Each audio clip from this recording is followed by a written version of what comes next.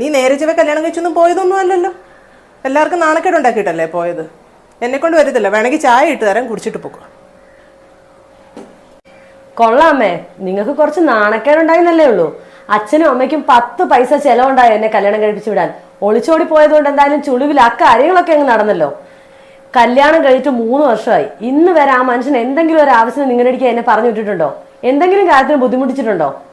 കൊള്ളാം, നീ കാരണം എന്തുമാത്രം നാണക്കേട് ഇവിടെ ഉണ്ടായെന്നറിയാവോ. എന്റെ ബന്ധുക്കൾ ആരും കയറുന്നില്ല, ആങ്ങളമാരും കയറുന്നില്ല, അച്ഛന്റെ വീട്ടുകാരും കയറുന്നില്ല. ഞങ്ങളിവിടെ ഒറ്റപ്പെട്ട് താമസിക്കുക.